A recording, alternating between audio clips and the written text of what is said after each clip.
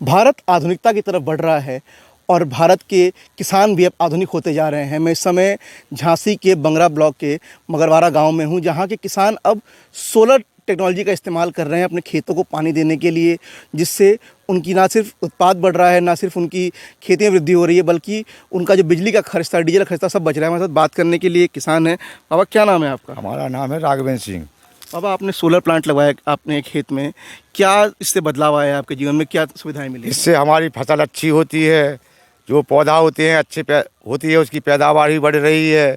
जो डीजल का खर्चा लग रहा था हमारा, वो भी हमारा अब कम। अच्छा, एक साल में डीजल का कितना खर्च लग जाता है हमारा अंदाज से? इसमें लग जाता था 55-60 हज़ार रुपये का डीजल लग जाता था एक साल में।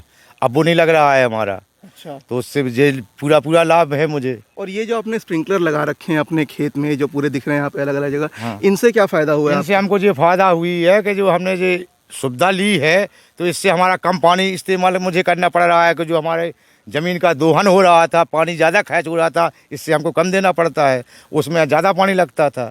अच्छा बताइए, जैसे पहले मेड़ बनाते थे तो मेड़ बनाने में पैसे भी लगते हाँ, होंगे, पैसे लगते थे, उसमें मजदूरी, यहाँ मजदूरी वो भी बचत हमारी पड़ रही है।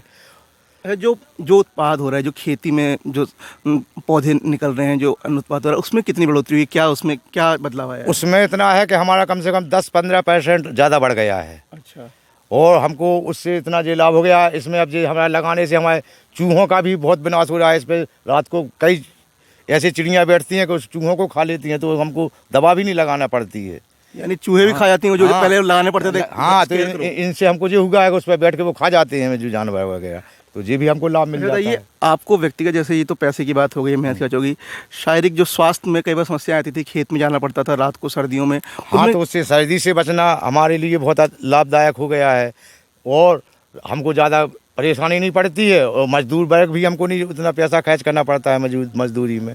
और हमारी बीमारियों के लिए ऐसा है, सुबह ना सर्दी में घूमना ना कुछ नहीं, अपने अच्छे से काम हो जाता है इसमें। तो यानी कम मेहनत में ज़्यादा फायदा मिला। ज़्यादा फायदा मिलेगा। तो बताओ, ये सोलर प्लांट लगाने का यहाँ पे कि सोलर पैनल लगा दिए जाएंगे जिससे पानी आ जाएगा खेत, ये पूरा कैसे आपको विचार आया, आइडिया कैसे आया?